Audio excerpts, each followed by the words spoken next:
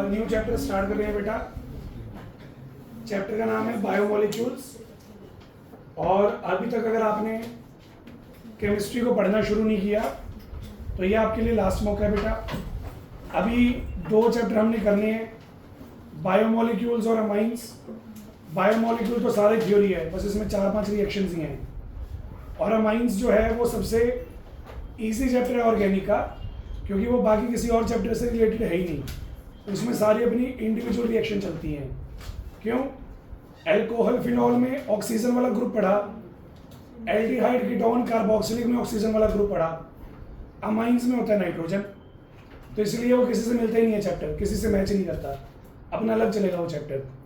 तो अगर आप ये 2 चैप्टर कर लोगे साथ साथ ही, जितना करवा रहा हूँ डेली घर जाकर रिवाइज कर लिया, तो आपका 20% रिविजन तो हो भी गई बेटा। जब अपना सिलेबस पूरा होगा, हम 0 पे नहीं होंगे, हम 20% रिवाइज कर चुके होंगे, तो आप प्लस में होंगे बेटा। फिर आपको 8 ही चैप्टर समझने होंगे, मुझे 8 ही समझाने होंगे, टाइम कम लगेगा। बाकी फिर जैसे आपको ठीक लगे, ठीक है ना। एक बार पेपर के ऊपर दे लो, फ्री हो जाओ, तैयारी बाद में कर लेना, ठीक है। चलो तो शुरू करते हैं बेटा। Chapter 10 biomolecules. नाम से ही समझ में आ रहा है, ऐसे मॉलिक्यूल्स जो बायोलॉजी से रिलेट करते हैं। बायोलॉजी से रिलेट करते हैं मतलब लिविंग थिंग से रिलेट करते हैं। ऐसे मॉलिक्यूल जो हमें लिविंग स्पीशीज से मिलेंगे, या ऐसे मॉलिक्यूल जो लिविंग स्पीशीज को चाहिए सरवाइव करने के लिए, बॉडी को हेल्दी रखने के लिए, प्रॉपर ग्रोथ के लिए, प्रॉपर मेंटेनेंस के लिए, उन सारे मॉलिक्यूल्स को हम बायोमोलिक्यूल में इंक्लूड कर देते हैं बेटा। छोटे से छोटा मॉलिक्यूल, बड़े से बड़ा मॉलिक्यूल जो लिविंग थिंग्स के काम आ रहा है या जो लिविंग थिंग्स से ऑब्टेन हो रहा है, वो सब बायोमोलिक्यूल्स में आते हैं। अब अगर इसको मैं वैसे बताना शुरू कर दूं तो 2-3 साल खत्म हो जाएंगे, बायोमोलिक्यूल खत्म नहीं होगा। इतनी कैटेगरीज है बेटा इसके अंदर। लेकिन हमारे सिलेबस में कुछ सिलेक्टेड कैटेगरीज हैं, वही मैं आपके साथ शेयर कर रहा हूं। हमने इस चैप्टर में पढ़ना है कार्बोहाइड्रेट्स। चैप्टर का सबसे बड़ा पोर्शन यही है बेटा। उसके बाद अमीनो एसिड्स। अमीनो एसिड से बनाएंगे प्रोटीन्स। फिर बढ़ेंगे बेटा विटामिन्स। विटामिन्स पढ़ने के बाद न्यूक्लिक एसिड्स।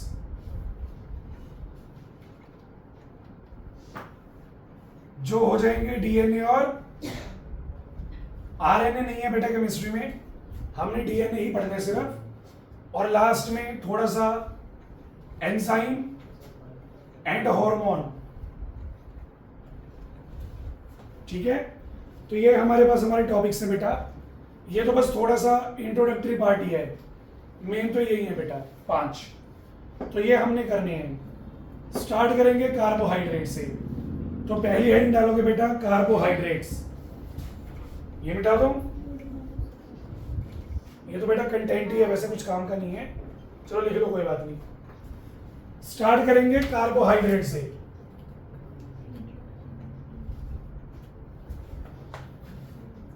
तो बेटा हमारी बॉडी में प्रॉपर फंक्शन करने के लिए जो एनर्जी हमें मिलती है, मैं बोल रहा हूं, तुम सुन रहे हो, बैठे हुए हो, खेल रहे हो, कोई भी फिजिकल एक्टिविटी कर रहे हो, उसके लिए एनर्जी चाहिए बेटा।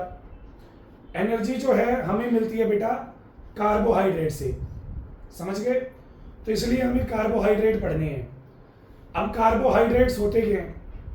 2 वर्ड्स को मिला के बनाइए। एक वर्ड है कार्बन और दूसरा वर्ड है बेटा हाइड्रेट। कार्बन का मतलब कार्बन और हाइड्रेट का मतलब H2O मॉलिक्यूल, समझ गए। तो मेरे पास X होंगे कार्बन, Y होंगे वाटर मॉलिक्यूल्स। जब मैं X कार्बन्स के साथ y पानी के मॉलिक्यूल जोड़ दूंगा तो यह बन जाएगा hydrate of carbon which is known as carbohydrate. मेरे पास कुछ सबूत भी है बेटा, जैसे ग्लूकोज C6H12O6, इसको मैं लिख सकता हूं हाइड्रेट ऑफ कार्बन। ये 6 आ गया, इन दोनों में 6 कॉमन है, तो मैंने 6 कार्बन के साथ कितने पानी लगाए हुए हैं? 6। This is hydrate of carbon, तो ये बन गया कार्बोहाइड्रेट। सही है। जैसे शुगर बेटा, शुगर का केमिकल नेम है सुक्रोज, फॉर्मूला बनता है C12H22O11, कार्बन है 12, 11 कॉमन आ गया, बन जाएगा hydrate of carbon. 11 water molecule हैं और 12 कार्बन है। तो हमें लगा कि जो भी कार्बोहाइड्रेट होते हैं these are hydrates of carbon, ये सारे कार्बन के हाइड्रेट हैं। बट ये डेफिनेशन उतनी एक्यूरेट नहीं है जितना हम सोच रहे हैं बेटा, इसमें बहुत सारी एक्सेप्शन है। जैसे फॉर्मेल्डिहाइड, फॉर्मेल्डिहाइड है HCHO, इसे मैं ऐसे लिख लूं C1, दोनों हाइड्रोजन इकट्ठे कर दिए H2O1। फॉर्मेल्डिहाइड भी हाइड्रेट ऑफ कार्बन है, लेकिन ये कार्बोहाइड्रेट तो है ही नहीं, हम सबको पता है। ये तो और ऑर्गेनिक कंपाउंड है बेटा, कार्बोहाइड्रेट नहीं है ये। जैसे विनेगर, एसिडिक एसिड, अब आप सबको पता है ये एसिड है, कार्बोहाइड्रेट नहीं है, फिर भी इसका फॉर्मूला इससे मैच करेगा। 2 कार्बन है, 4 हाइड्रोजन है, 2 ऑक्सीजन है, तो H2O का ट्वाइस। अब ये दोनों कार्बोहाइड्रेट नहीं है, फिर भी इस फॉर्मूला में फिट बैठ गए। समझ गए? मेरे पास एक कार्बोहाइड्रेट है बेटा रेमनोज, एक कार्बोहाइड्रेट है रेमनोज C6H12O5। इसको मैं हाइड्रेट वाली फॉर्म में रिप्रेजेंट कर ही नहीं सकता, बिकॉज 6 कार्बन है, अगर 5 कॉमन भी लूंगा तो भी ये बनेगा बेटा। तो ये हाइड्रेट ऑफ कार्बन तो नहीं बन रहा। कहने का मतलब क्या हुआ, हमने शुरू में कार्बोहाइड्रेट की यही पुरानी डेफिनेशन दी कि कार्बोहाइड्रेट होते हैं हाइड्रेट ऑफ कार्बन। कुछ कार्बोहाइड्रेट इसमें फिट भी बैठ गए, लेकिन बहुत सारे कंपाउंड ऐसे हैं जो कार्बोहाइड्रेट हैं पर वो इस डेफिनेशन को फॉलो नहीं करते, और कुछ कंपाउंड ऐसे भी हैं जो कार्बोहाइड्रेट है ही नहीं फिर भी इस डेफिनेशन को फॉलो करते हैं। तो ये डेफिनेशन हमें कहीं ना कहीं छोड़नी पड़ी बेटा। हमने फिर बनाई नई डेफिनेशन। नई डेफिनेशन में हमने कार्बोहाइड्रेट के स्ट्रक्चर पे ज़्यादा जोर दिया। कार्बोहाइड्रेट का स्ट्रक्चर कैसा है, स्ट्रक्चर के अकॉर्डिंग डेफिनेशन बनाई। अकॉर्डिंग टू मॉडर्न डेफिनेशन, अगर मैं मॉडर्न डेफिनेशन की बात करूं, ऐसे सब्सटेंस जिनके पास एक से ज्यादा OH ग्रुप हैं। OH ग्रुप कितने होने चाहिए? एक से ज्यादा, 2, 3, 4, 5 कितने मर्जी आ जाएं। एक से ज्यादा OH ग्रुप हैं, एल्डिहाइड या कीटोन प्रेजेंट है, और ये साइक्लिक फॉर्म में है। मतलब एल्डिहाइड है एसिटल और कीटोन है कीटल। जो मॉलिक्यूल ये 3 कंडीशन सेटिस्फाई करेगा, जिसके पास बहुत सारे OH ग्रुप होंगे, जो एल्डिहाइड या कीटोन कंटेन करेगा, जो साइक्लिक फॉर्म में प्रेजेंट होगा एसिडल या कीटल, उन्हें हम क्या बोलेंगे? कार्बोहाइड्रेट्स। अगर इन तीनों में से एक भी डेफिनेशन या कंडीशन फेल हो गई तो वो कार्बोहाइड्रेट में इंक्लूड नहीं होगा। फॉर एग्जाम्पल, ये तीनों कार्बोहाइड्रेट हैं बिकॉज इन तीनों में एक से ज्यादा OH ग्रुप है बेटा। मैं बताता हूं, इसमें 5 OH ग्रुप हैं, इसमें 10 OH ग्रुप हैं, इसमें 5 OH ग्रुप है, सॉरी 4। तो इसका मतलब पॉलीहाइड्रोक्सी है, इसके अंदर एल्डिहाइड है, इसके अंदर एल्डिहाइड कीटोन दोनों है, इसके अंदर एल्डिहाइड है, तो ये भी कंडीशन फॉलो हो गई। और ये तीनों साइक्लिक फॉर्म में एग्जिस्ट करते हैं। वो आपको एक बार मेरी बात माननी पड़ेगी, थोड़े दिनों में स्ट्रक्चर बनवा दूंगा, तब आपको क्लियर हो जाएगा कि ये सब साइक्लिक है बेटा। क्लियर है? तीनों कंडीशन फॉलो करती हैं, दैट्स वाई इन्हें हम क्या बोलते हैं, कार्बोहाइड्रेट्स। अब ये तीनों कंडीशन फॉलो ही नहीं करते, इनके अंदर OH ग्रुप है ही नहीं, पॉलीहाइड्रोक्सी है ही नहीं, तो ये कार्बोहाइड्रेट नहीं हो सकते, पहली कंडीशन फेल हो गई। समझ गए? ये सारी बातें मैं आपको वर्डिंग में लिखवा रहा हूं। कार्बोहाइड्रेट शुरू कर रहे हैं बेटा, डेफिनेशन से स्टार्ट कर दूं तो आप लिखोगे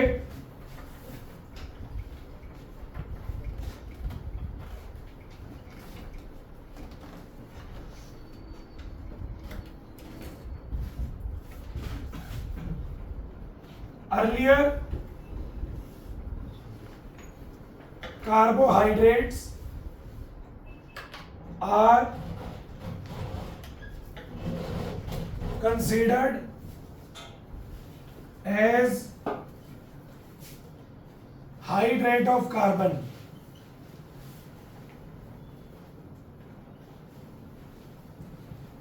शुरू में हम क्या करते थे, कार्बोहाइड्रेट्स को कंसीडर करते थे as a hydrate of carbon.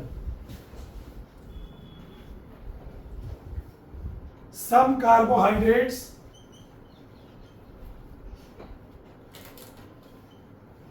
like glucose, fructose, sucrose, etc. follow this rule, but contrary to this, there are some carbohydrates like ramenose which do not follow this concept. Also there are some molecules like formaldehyde और acidic acid which are not carbohydrates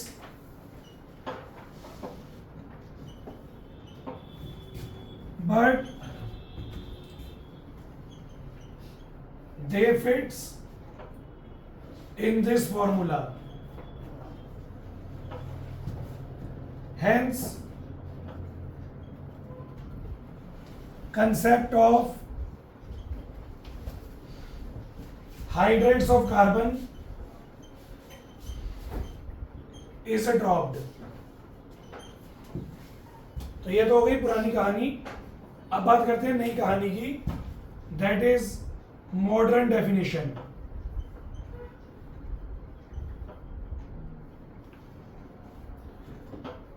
according to this,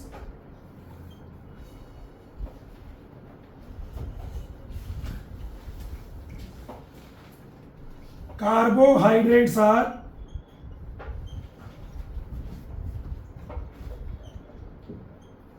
organic compounds containing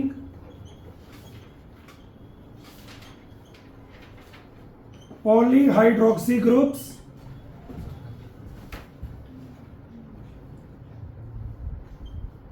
with aldehyde or ketone as a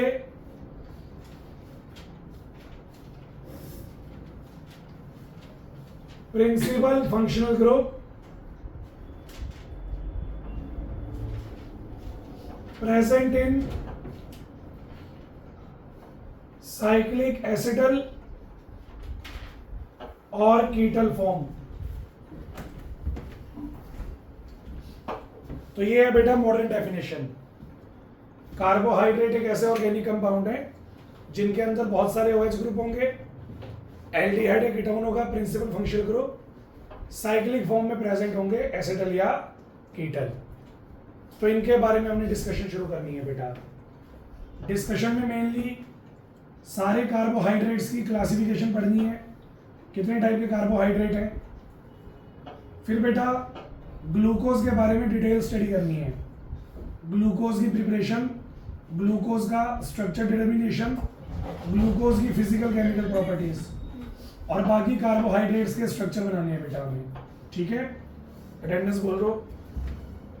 Divyansh, Harman, कौन से वाला?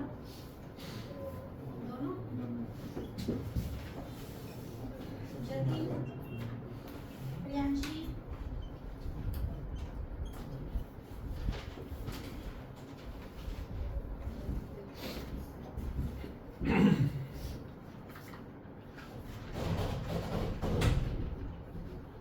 तो बेटा definition के बाद शुरू कर रहे हैं क्लासिफिकेशन का टॉपिक। कार्बोहाइड्रेट्स को कैसे कैसे क्लासिफाई कर सकते हैं बेटा 3-4 तरीके, लेकिन उनमें से पहला तरीका सबसे ज़्यादा इंपॉर्टेंट है, वो ही ज़्यादातर यूज होता है। अब आपको मैं क्लासिफिकेशन सिखाऊं उससे पहले कार्बोहाइड्रेट्स का दूसरा नाम होता है बेटा सैकराइड। हम इन्हें सैकराइड बोल देते हैं because they are sweet in taste. समझ गए? तो इसलिए सैकराइड बोलना शुरू कर देते हैं। तो अगर मैं कभी कार्बोहाइड्रेट बोलूंगा, कभी सैकराइड बोलूंगा, तो आपने कंफ्यूज नहीं होना। ठीक है, क्लासिफिकेशन करते हैं स्टार्ट। फर्स्ट क्लासिफिकेशन यही इंपॉर्टेंट है बेटा, based on number of hydrolysis products.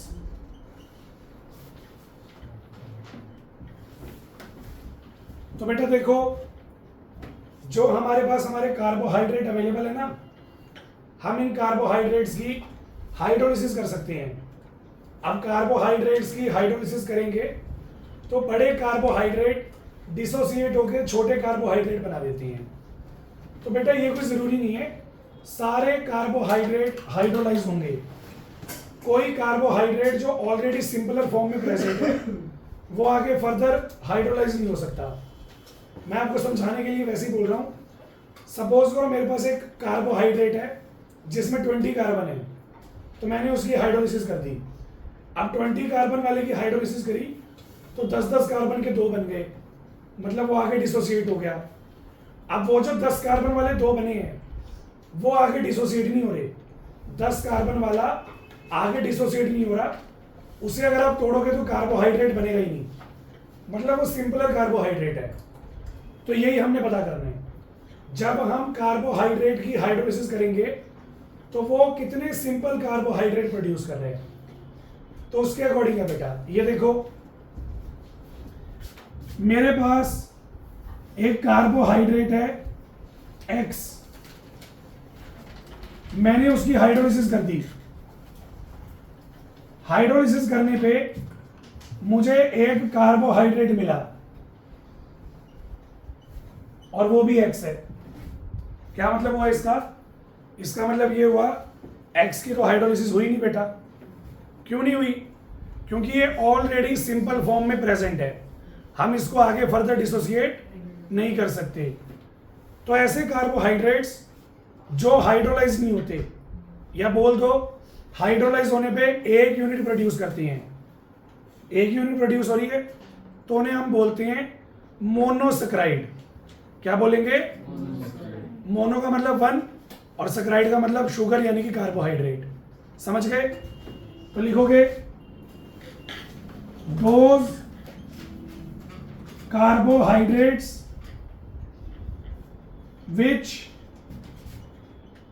On hydrolysis produce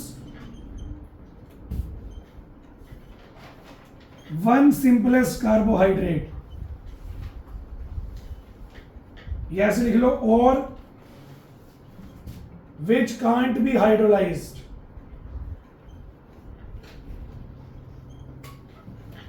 are called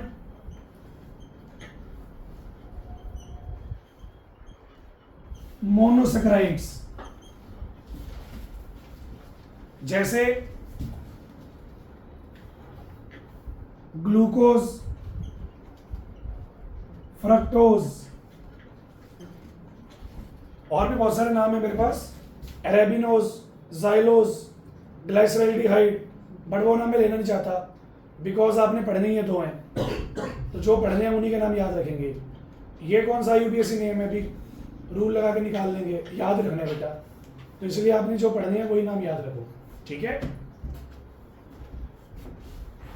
glucose का फॉर्मूला C6H12, आप इसकी हाइड्रोलिसिस करोगे ना तो ये नहीं है 6 वाले से टूट के और छोटा बन जाएगा, 6 कार्बन का है, 6 का ही रहेगा, इससे सिंपल कार्बोहाइड्रेट नहीं बनेगा। तो ये सबसे सिंपल हो गया, दैट इज मोनोसेकेराइड। अब कुछ कार्बोहाइड्रेट ऐसे भी होंगे जिनकी हाइड्रोलिसिस हो जाएगी और हाइड्रोलिसिस होने पे वो 2 सिंपल कार्बोहाइड्रेट बनाएंगे। जो एक बना रहा था वो मोनोसेकेराइड, जो 2 बनाएगा वो डाइसेकेराइड, जो 3 बनाएगा ट्राइसेकेराइड, जो 4 बनाएगा। तो हमने क्या किया, डाइसेकेराइड, ट्राइसेकेराइड, टेट्रासेकेराइड, पेंटासेकेराइड, हेक्सासेकेराइड, इन सब के लिए ना एक ग्रुप बना दिया। कौन सा ग्रुप बना दिया, ऐसे कार्बोहाइड्रेट जो 2 से लेके 9 यूनिट प्रोड्यूस करेंगे, कम से कम 2 और ज्यादा से ज्यादा, ऐसे कार्बोहाइड्रेट्स को हम बोलते हैं ओलिगोसेकेराइड्स। क्या बोलेंगे बेटा, तो ये अपनी अगली डेफिनेशन है, those carbohydrates which on hydrolysis produce 2 to 9 simplest units are called oligosaccharides। जैसे यहां देखोगे बेटा,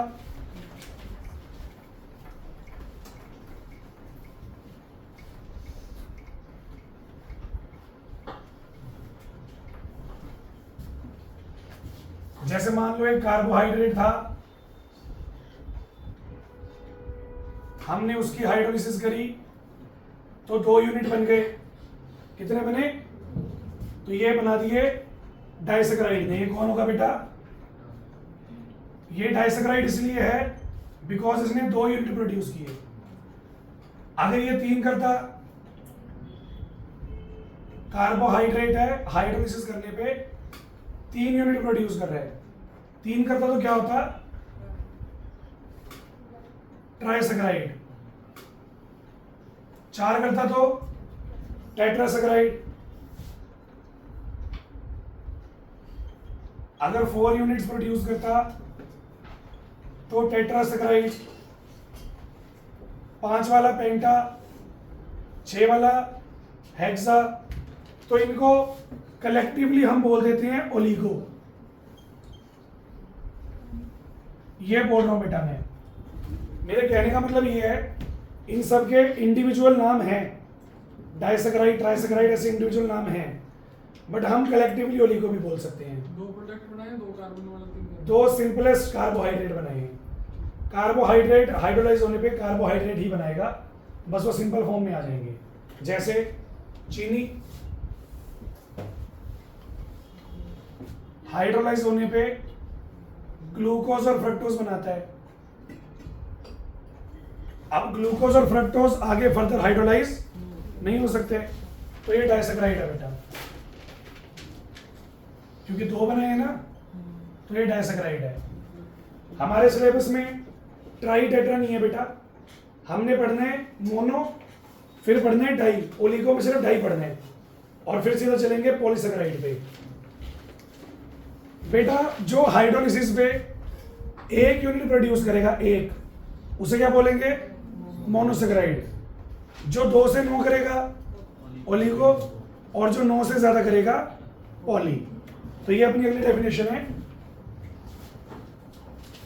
those carbohydrates which on hydrolysis produce more than 9 simplest units are called polysaccharides। इनमें आ गया स्टार्च, सेल्यूलोज, ग्लाइकोजन। हमने ये 2 ही पढ़ने हैं, ग्लाइकोजन भी पढ़ना है पर उसका स्ट्रक्चर नहीं पढ़ना, उसका सिर्फ फंक्शन पढ़ना है। क्या फंक्शन है ग्लाइकोजन का, बायो वाले बच्चे? देखो लीन तो नहीं बोलेगी, उसकी आवाज आती है वीडियो में, चाहे उसको पता भी हो। हाँ जी, sorry, fat storage, fat storage only. चलो सही बताया बेटा। ग्लाइकोजन जो है वो एक फैट स्टोरिंग कार्बोहाइड्रेट है, फ्लैट नहीं। तो फैट स्टोर करेगा, कहाँ करेगा? बॉडी में। बाजी वाह, मुझे लगा वो एक्सेट एच लेके आता है। अरे बॉडी में कहाँ करेगा? लीवर में। बहुत बढ़िया। और दिमाग में भी। चलो करते हैं बेटा, मजाक नहीं कर रहा, ये कॉमेडी नहीं है। तो अब ध्यान से देखोगे, तुमने सुना नहीं मोटा दिमाग फैट स्टोर, ठीक है? चलो, तो ये मजाक था बेटा, मोटे दिमाग वाला, बाकी सब कुछ सच था। तो ये चीज समझ में आ गई होगी। ये पहली क्लासिफिकेशन है बेटा, बेस्ड ऑन हाइड्रोलिसिस। एक होगा तो मोनो, 2 से 9 होंगे तो ओलिगो, और 9 से ज्यादा यूनिट हुए तो पॉलीसेकेराइड। स्टार्च के भी 2 हिस्से होते हैं, अमाइलोज और अमाइलोपेक्टिन। वो जब पढ़ाऊंगा तभी करेंगे। हमने किसी की भी थ्योरी नहीं पढ़नी, सबके स्ट्रक्चर पढ़नी है, ग्लूकोज को छोड़ के। ग्लूकोज डिटेल में है, बाकी सबके स्ट्रक्चर है बेटा, ठीक है ना? कम से कम 8 या 9 स्ट्रक्चर है बेटा जो हमने बनाने हैं कार्बोहाइड्रेट्स के, सिर्फ स्ट्रक्चर, ठीक है? चलो, पहली क्लासिफिकेशन कंप्लीट। अब आ जाओ दूसरी क्लासिफिकेशन पे, बेस्ड ऑन टेस्ट।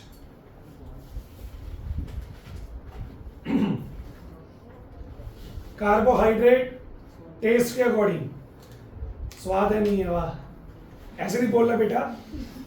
या तो वो स्वीट इन टेस्ट है या नहीं है। अब स्वीट नहीं है तो इसका मतलब ये नहीं है कड़वे ही होंगे, फीके भी हो सकते हैं। Which are sweet in taste और which are not sweet in taste, आगे उसको अपने आप डिसाइड करने दो, फीका है या कड़वा है, ठीक है? कड़वा बोला मैंने। तो टेस्ट के अकॉर्डिंग 2 तरह के होते हैं बेटा, शुगर एंड नॉन शुगर। ऐसे कार्बोहाइड्रेट जो स्वीट इन टेस्ट हैं और पानी में सोल्यूबल हैं, उन्हें हम बोलेंगे शुगर। और जो स्वीट नहीं है, पानी में इनसोल्यूबल हैं, उन्हें हम क्या बोलेंगे? Non sugar. तो आप लिखोगे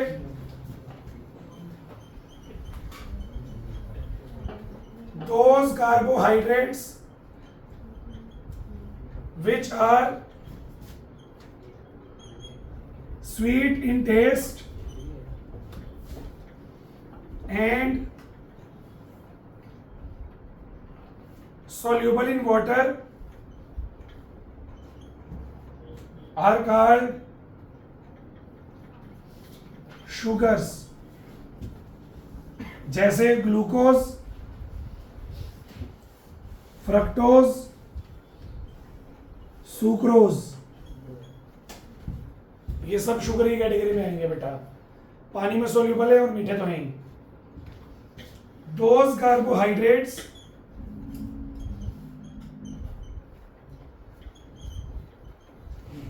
which are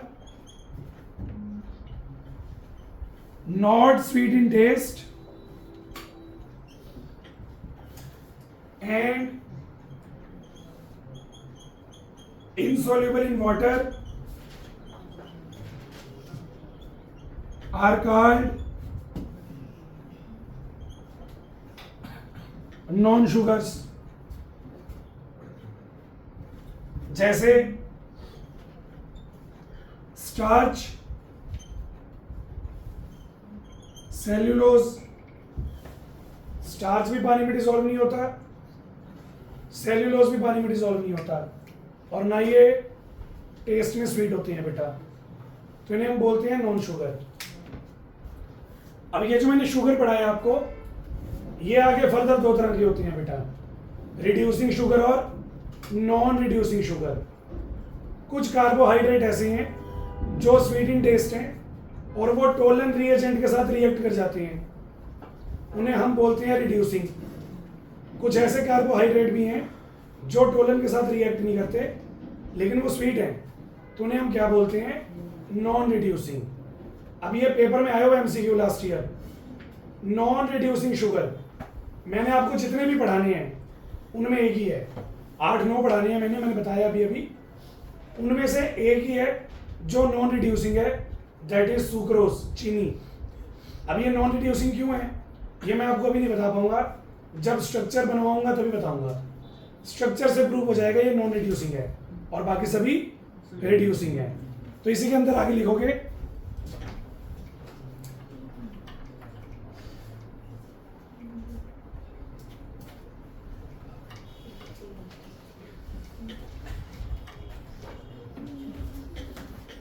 बेटा, sugars which gives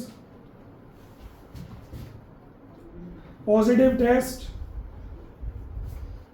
with Tolan reagent or Fehling solution are called reducing sugars। जैसे ग्लूकोज है, लैक्टोज है,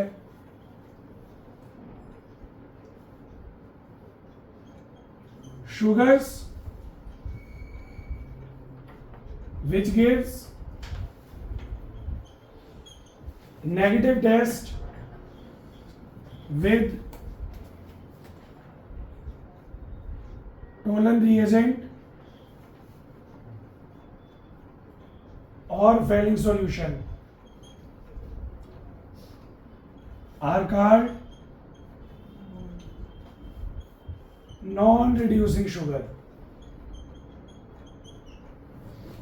इसका एक एग्जांपल है हमारे सिलेबस के लिए अभी, दैट इज सुक्रोज। चीनी जो है वो नॉन रिड्यूसिंग शुगर है बेटा, ठीक है। तो ये हमारे पास हमारी सेकंड क्लासिफिकेशन थी। Third classification based on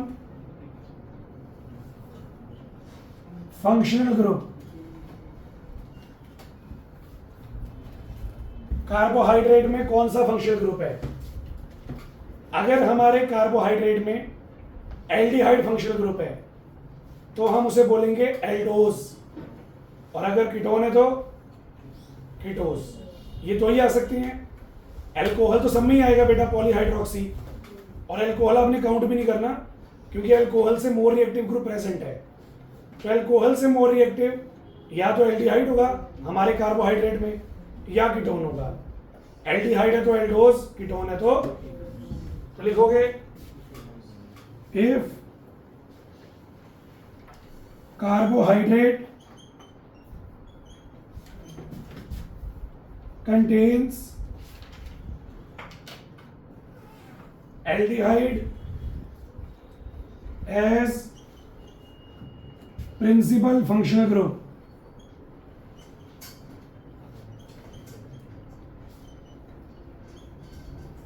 then it is called aldose. If carbohydrate contains ketone as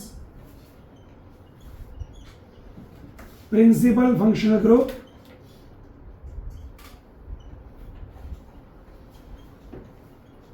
then it is called ketose. Aldose का एग्जांपल है glucose.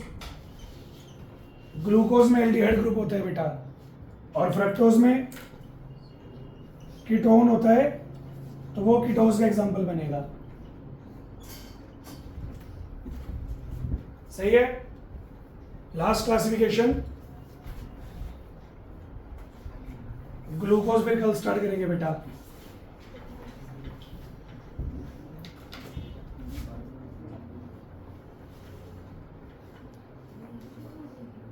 Based on number of carbon atoms. हाँ जी, मिनिमम से minimum कितने carbon का बनेगा carbohydrate? Bio वाले बच्चे,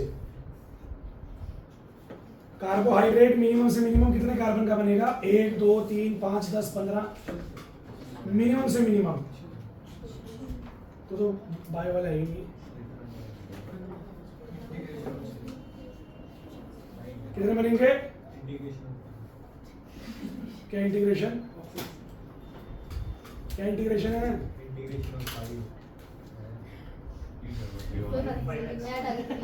अप्पा डब्बा चप्पा।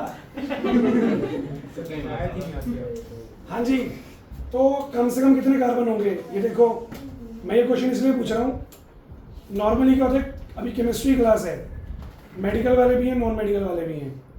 तो नॉन मेडिकल वाले थोड़े डीमोटिवेटेड होते हैं, बायो मॉलिक्यूल है, बायो तो चैप्टर है, बायो वाले तो अंधा होएगा। तो मैं आपको बताना चाह रहा हूँ कि उनको भी नहीं आता, तुम्हारे जैसे ही है। ठीक है, कम से कम कितने कार्बन है बेटा? 3। अब ये मतलब ये सर क्या प्रॉब्लम है, 3 कार्बन है, ये क्या मतलब हुआ? कोई लॉजिक भी तो होगा, 3 से कम वाला कार्बोहाइड्रेट क्यों नहीं होता? तो इसका लॉजिक है बेटा definition. According to definition, polyhydroxy, polyhydroxy का मतलब एक से ज्यादा OH ग्रुप होने चाहिए। तो एक से ज्यादा कितने OH ग्रुप हो सकते हैं? 2 3 4 5 6, कम से कम 2 तो होंगी। पॉलीहाइड्रोक्सी बनाने के लिए कम से कम 2 OH ग्रुप तो आएंगी। 2 OH ग्रुप लगाने के लिए 2 कार्बन तो चाहिए।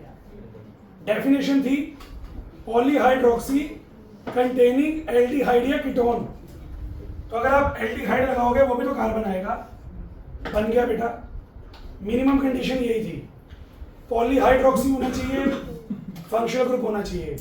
साइक्लिक फॉर्म है या नहीं वो बाद में देख लेंगे, कार्बनिक कंडीशन तो यही थी।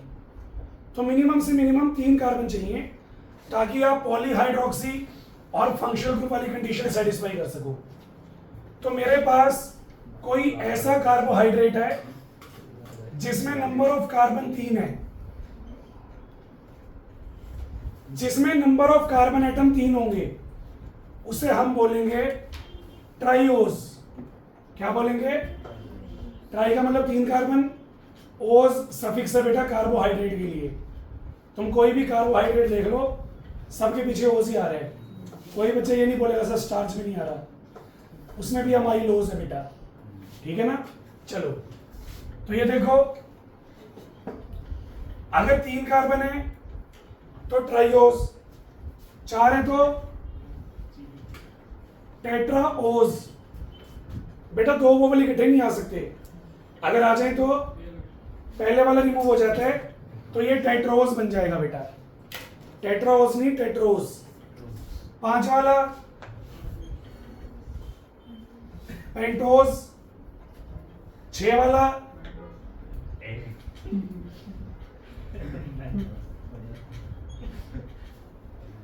हेक्सोस। जैसे मुझे याद आ रहा है, 3 कार्बन वाला जो कार्बोहाइड्रेट है उसका एग्जांपल ग्लिसरैल्डिहाइड।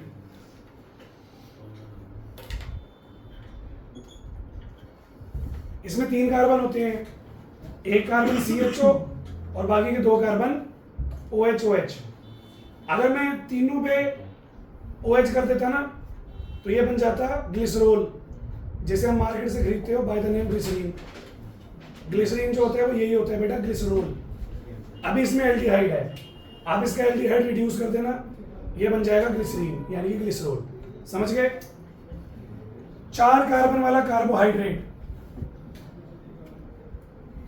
ज़ाइलोस, क्या नाम है बेटा?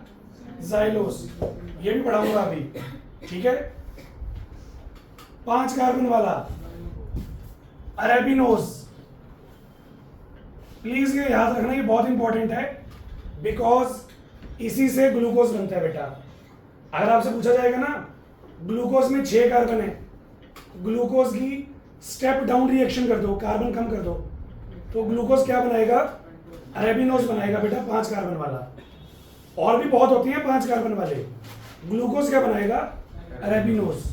और 6 वाले में एग्जांपल